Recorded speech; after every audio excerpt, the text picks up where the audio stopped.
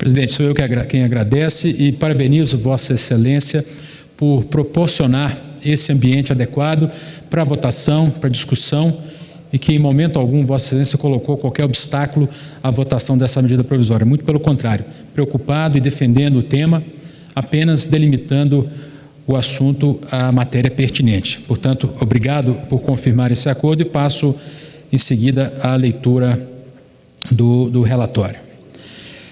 Medida provisória 907 de 2019, que altera a Lei 9.610, 19 de fevereiro de 1998, para dispor sobre direitos autorais, a Lei 11.371 de novembro de 2006, a Lei 12.249 de junho de 2010, para dispor sobre alíquotas do imposto de renda incidente sobre operações, autorizando o Poder Executivo Federal a instituir a Embratur, a Agência Brasileira de Promoção Internacional do Turismo, e extingue a Embratur, Instituto Brasileiro de Turismo.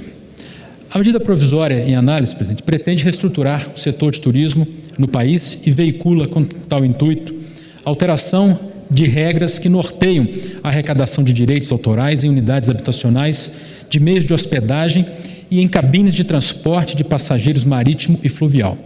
A prorrogação de benefícios fiscais concedidos no âmbito do transporte aéreo. A extinção da autarquia até então encarregada de atuar no setor de turismo, a Embratur, sucedida por Serviço Social Autônomo, cuja instituição é autorizada no instrumento.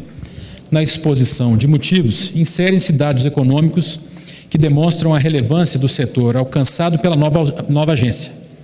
Também são suscitadas informações relacionadas ao setor no Brasil que comprovariam, de acordo com os autores do documento, a necessidade de se incrementar a atividade no país. É verdade que, já notório saber, o Brasil recebe pouco mais de 6 milhões de visitantes por ano, com uma promoção internacional, um recurso aplicado em promoção e marketing internacional do Brasil, insuficiente diante dos valores despendidos por países equivalentes em potencial turístico e que recebem, muitas vezes, 8, quase 10 vezes mais em número de visitantes por ano do que o Brasil recebe. No prazo regimental foram oferecidas 108 emendas, subscritas por deputados e senadores da República, distribuídas pelas seguintes temáticas. Sobre a arrecadação de direitos autorais, as emendas 6, 8, 12, 15, 16, 17, 23, 25, 32, 33, 36, 37, 39, 65, 66, 70, 74, 75, 76, 82, 83, 90, 91, 96. Dizendo respeito às questões vinculadas da atividade de turismo, as emendas 7, 26, 40, 48, 56, 63, 101, 102, 103, 104 e 105. Reportam-se aos aspectos do direito tributário e às fontes de recursos destinadas a dar suporte à nova agência, as emendas 1, 3, 4, 5, 9, 10, 11, 18, 19, 20, 21, 22, 24, 27, 28, 29, 30, 31, 34, 35, 38, 41, 42, 47, 49, 55, 57, 60, 61, 62, 63, 64, 67, 68, 69, 71, 72, 73, 77, 78, 79, 80, 81, 85, 86, 87, 88, 89, 92, 93, 94, 95, 97, 98, 99, 100, 106, 107, 108. E abordam, finalmente, a estrutura de funcionamento da nova agência, as emendas 2, 13, 14, 34, 43, 44, 45, 46, 50, 51, 52, 53, 58, 59, 84, 85 e 94. Quanto à admissibilidade, senhor presidente, o setor de turismo do Brasil enfrenta dificuldades ao longo da história do país, que sempre se revelaram intrigantes, dada a abundância de recursos que o tornam especialmente atrativo. O país tem belezas naturais, talvez não encontradas em muitos países desse nosso planeta. Em tal contexto, não seriam necessários os eventos que se sucederam à medida provisória em apreço para que se reconhecesse tanto a relevância quanto a urgência do instrumento aqui examinado. Destarte, o advento da emergência sanitária internacional somente se tornou ainda mais proeminente o que já se evidenciava com razoável margem de segurança. Se a atividade visada e o aproveitamento de seu inegável potencial enfrentavam os mais variados obstáculos, mesmo antes da crise em curso, conforme se demonstra na exposição de motivos anexada ao texto em análise, é de se esperar que os problemas a superar venham a se agravar de modo exponencial, o que torna a apreciação da matéria crucial e premente. Tendo em vista que não se criam despesas com a edição do instrumento e que os efeitos da prorrogação dos benefícios fiscais previstos apenas seriam produzidos após o Ministério da Economia atestar sua compatibilidade com as metas de resultados fiscais previstas na LDO e do atendimento do disposto na LRF no que tange à renúncia de receitas, não há razões para refutá-la sob o ponto de vista orçamentário e financeiro. Veredito semelhante se aplica às emendas oferecidas pelos nobres pares. Todas se atêm ao conteúdo da medida provisória, preservam os ditames da Constituição, assim como das demais normas que integram o ordenamento jurídico, e nenhuma oferece dificuldades quanto à compreensão do teor que veiculam. Vota-se de start pela admissibilidade da matéria em apreciação em relação ao atendimento dos pressupostos de relevância e urgência, assim como em relação à sua adequação orçamentária e financeira, constitucionalidade, juridicidade e boa técnica legislativa. De igual modo, vota-se pela admissibilidade das emendas apresentadas pelos senhores parlamentares, uma vez que se reputam plenamente atendidos os requisitos que as vinculam. Quanto ao mérito, consideram-se acertadas e convenientes as medidas implementadas na medida provisória relacionadas ao aspecto tributário e ao aperfeiçoamento do setor encarregado da atividade de turismo. A iniciativa de prorrogar o benefício fiscal contido na medida provisória, ainda que em termos distintos do vigente, ajusta-se às severas dificuldades imputadas ao setor a que se reportam, como decorrência direta e inevitável da pandemia em curso. Também não pode remanescer dúvida quanto à necessidade de se conceder maior flexibilidade à Embratur, tanto na sua estrutura quanto em seu funcionamento. O setor que se encarrega a instituição necessitará de respostas bem mais ágeis do que as que poderiam ser oferecidas pela autarquia que funcionava até a edição deste instrumento. Quanto aos aspectos da medida provisória relacionados à arrecadação de direitos autorais, é preciso que se reflita em momento distinto sobre o tema. Trata-se de assunto complexo que envolve outros aspectos não veiculados pelo texto em apreço, o que torna mais razoável, ante as circunstâncias em que a matéria tramita, transferir a discussão para outro instrumento ainda por ser apreciado, neste caso a medida provisória 948 de 2020. Assume-se, desde já, o compromisso de contribuir para que tal discussão venha a ser bem-sucedida, e é preciso esclarecer que esta relatoria inclusive providenciou emendas já apresentadas no âmbito daquela MP.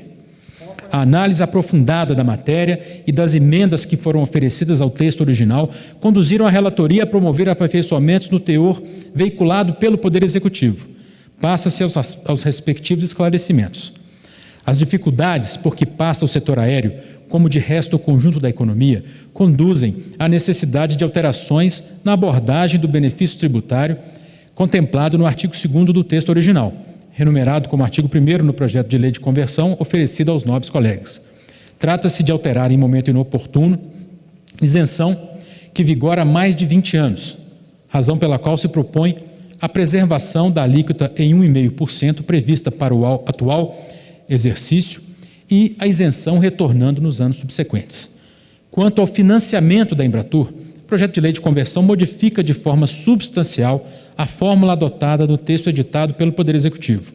Em vista dos evidentes transtornos a que já estão submetidas as empresas de menor porte, não se afigura razoável que recursos da instituição destinada para prestar-lhes suporte, o SEBRAE, sejam prejudicados para que viabilize o funcionamento da agência criada na medida provisória. Na lógica adotada, o Sistema S permanece acionado como origem dos recursos, mas são afetadas duas outras instituições, o SENAC e o SESC, por se reputar que dispõem de melhores condições para contribuir com o financiamento da nova agência. Serão favorecidas necessariamente com o incremento da atividade turística, porque se trata de setor vinculado à área comercial, ao contrário do que ocorre com o SEBRAE, cujas atividades visam também segmentos de outros ramos da economia. De todo modo, a contribuição que se busca de tais fontes é bem menor do que aquela que o texto editado pelo Poder Executivo estabelecia em relação ao SEBRAE.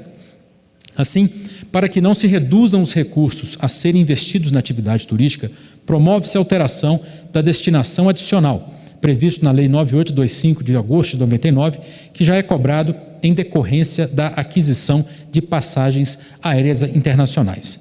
Com o desenho proposto pelo PLV, os recursos arrecadados com a cobrança do referido adicional sobre tarifa de embarque internacional passam a constituir receita do FUNGETUR, Fundo Geral do Turismo, em vez de alocados no Fundo Nacional de Aviação Civil.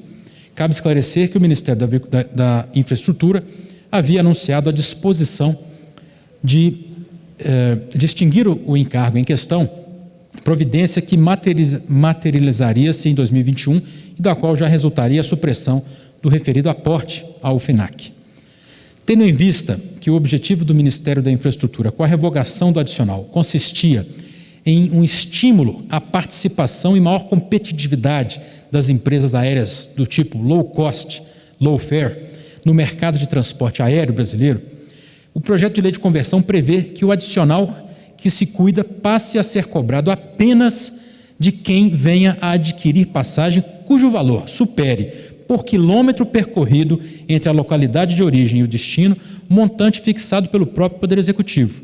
Com essa regra, evita-se que as referidas empresas sejam oneradas e se assegura a consecução dos propósitos anunciados pelo Ministério da Infraestrutura. Esclarecendo bem esse tema, senhor presidente, colegas, com uma análise de preço, de performance para as empresas low cost, quanto menor o índice entre o preço da passagem cobrada e a distância percorrida, mais fácil poderá se dizer que é a empresa low cost de fato e, portanto, ficaria isenta da cobrança do adicional, que hoje fixa-se na ordem de $18 por passagem aérea.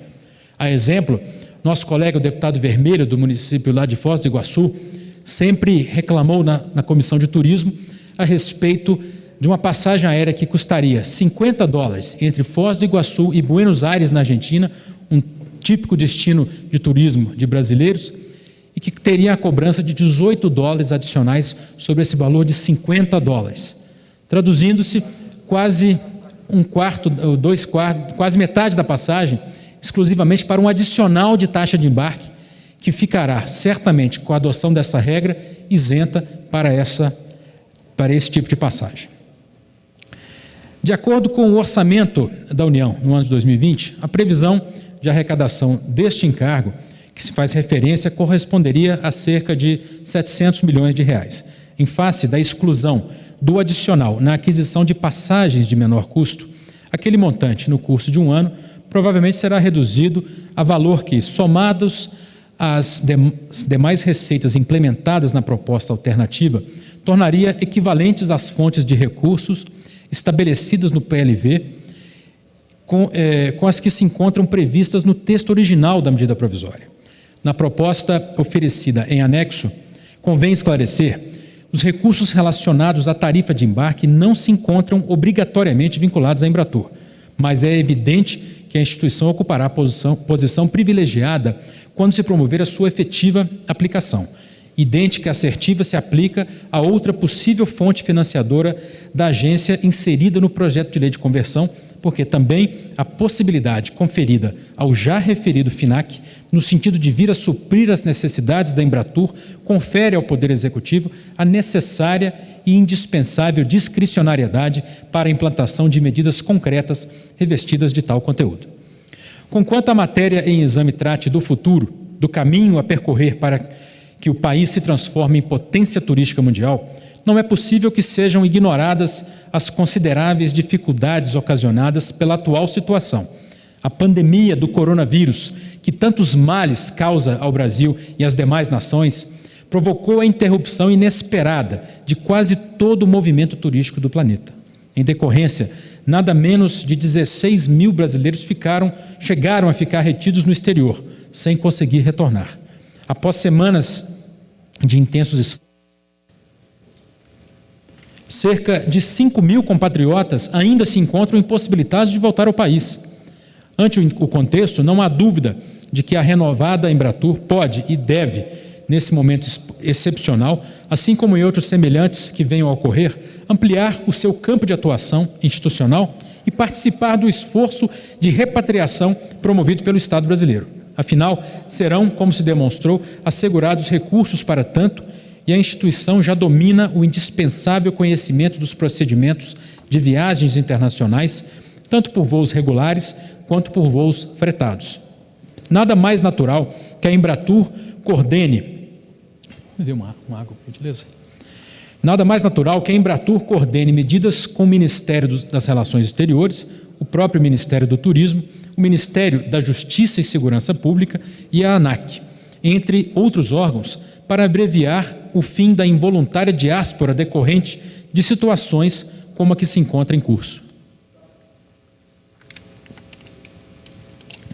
Como corolário, julgamos oportuno engajar a Embratur no esforço de resgate dos que se encontram em situação desfavorável no exterior.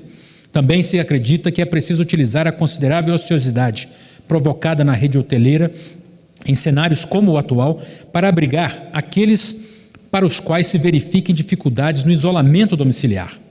Por tais motivos, o projeto de lei de conversão comina à Embratur atribuições a serem exercidas em situações excepcionais, em relação às quais se desenvolvem os detalhes necessários à respectiva efetivação.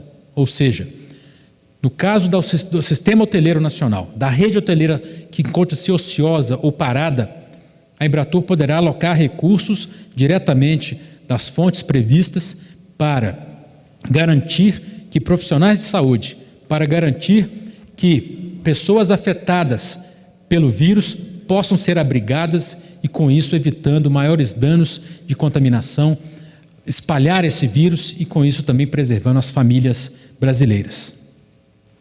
Quanto à estrutura da nova Embratur, são introduzidas alterações destinadas a aprimorá-la. Assegura-se a participação no Conselho Deliberativo da entidade dos representantes dos órgãos técnicos da Câmara dos Deputados e do Senado Federal voltados ao setor do turismo. Trata-se de garantir que o funcionamento do colegiado, na medida em que as duas comissões contempladas constituem o principal foro em que se discutem as questões a ele relacionadas. Na discussão da matéria, suscitou-se o argumento de que tal previsão poderia constituir intromissão indevida do Poder Legislativo sobre o Executivo, mas a alegação carece de consistência. A Embratur, tal como concebida, não mais integra a estrutura da administração pública e os representantes a que se aludiu constituirão bancada minoritária, que apenas contribuirá para os debates ao invés de impor seus posicionamentos. É igualmente adicionada a regra que impõe ao funcionamento da Embratur uma atuação equânime, que não a leve a privilegiar de forma indevida determinada região, unidade federativa ou município. A atuação da nova entidade deve ser pautada pela exploração de potenciais turísticos e não por lhes atribuir tratamento discriminatório. Por outro lado, o projeto de lei de conversão, na forma que respalda o teor das emendas 13, 54 e 58, esclarece aspectos relevantes sobre a aplicação de regras de direito público à Embratur. Acolhe-se o que explicita na emenda 58 para se estabelecer que o limite remuneratório previsto no inciso 11 do artigo 37 restrinja não apenas a retribuição de dirigentes, mas também as dos empregados da instituição. E na emenda número 13, de forma a evitar dúvidas sobre a aplicação integral do inteiro teor da Lei 12.527, de novembro de 2011, Lei de Acesso à Informação, como paradigma norteador das atividades da agência. Com idêntico intuito e com acatamento a que se reputa integral do teor da emenda 54, o projeto de lei de conversão determina que se apliquem à Embratur as regras que norteiam licitações e contratos administrativos no âmbito das empresas estatais. São regras que, ao lado do cunho moralizador de que se revestem, observam a agilidade e a eficácia necessárias. Desta forma, é de se concluir que a medida contribuirá tanto para que os recursos sejam bem aplicados, quanto para que não se verifiquem desvios de conduta. A Embratur, senhor presidente, ressurge em razão das alterações implantadas como uma instituição capacitada para participar como player global do turismo, com financiamento adequado, mas, acima de tudo, com um nível de compliance e de governança de seus atos jurídicos de padrão internacional, sem precedentes em serviços autônomos equivalentes no Brasil ou no exterior. Isto exposto, vota-se pelo atendimento aos pressupostos constitucionais de relevância e urgência, pela adequação orçamentária e financeira, pela constitucionalidade, juridicidade e adequação técnica legislativa da MP e das emendas apresentadas ao instrumento e, no mérito, pela aprovação da MP e pela aprovação integral das emendas 3, 4, 5, 9, 11, 13, 15, 18, 20, 23, 24, 25, 27, 28, 31, 35, 38, 39, 54, 55, 58, 60, 61, 64, 65, 68, 72, 75, 76, 77, 80, 81, 86, 88, 92, 93, 107 e 108, pela aprovação parcial das emendas 10, 14, 19, 21, 22, 34, 41, 45, 49, 51, 53, 62, 66, 69, 71, 78, 79, 85, 87, 89, 94, 95, 99 e 106, e pela rejeição as emendas número 1, 2, 6, 7, 8, 12, 16, 17, 26, 29, 30, 32, 33, 36, 37, 40, 42, 43, 44, 46, 47, 48, 50, 52, 56, 57, 59, 63, 67, 70, 73, 74, 82, 83, 84, 90, 91, 96, 97, 98, 100, 101, 102, 103, 104 e 105, tudo na forma do PLV em anexo. Muito obrigado, senhor presidente, pelo tempo, pela dedicação e fico à disposição para esclarecimentos. Obrigado. Passo a discussão. Primeiro, deputado Bibo Nunes.